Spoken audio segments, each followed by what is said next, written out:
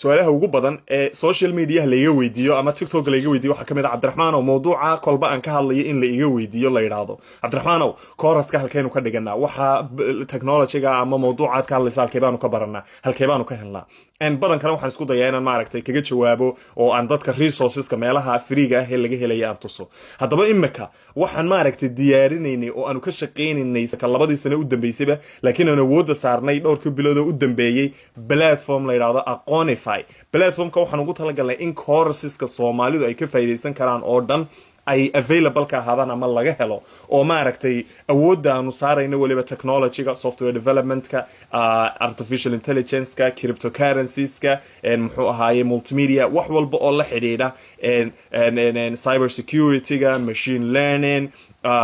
data science waxyaabaha muhiimka ah ee technology-ga la xidhiidho oo dhan aanu awoodda saari doono iyo waxyaabihii kale ee online lagu dhigan karo oo dhan marka insha Allah systemku saasuu noqon doonaa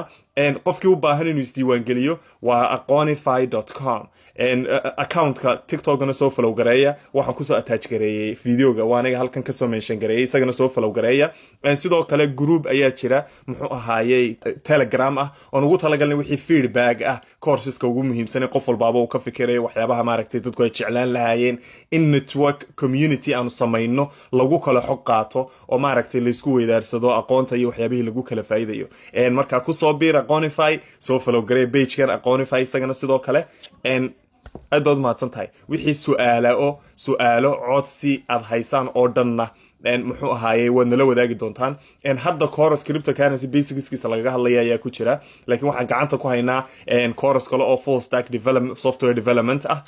iyo sidoo kale course kale oo artificial intelligence-ka iyo AI-ga sida dadku isticmaali karaan ee ay uga faa'iideysan karaan cidda technology-ga ama arday ahaw ama macallin ahaw ama shaqaale ahaw ama waxa doonto ahaw business owner ahaw sida uga faa'iideysan doonaan koorasyadaas iyo koorasyo badan oo kale ayaan runtii gacanta ku haynaa oo soo gelin doonaa dhawaan insha Allah marka la soco oo ha moogaanin aad baad mahadsantahay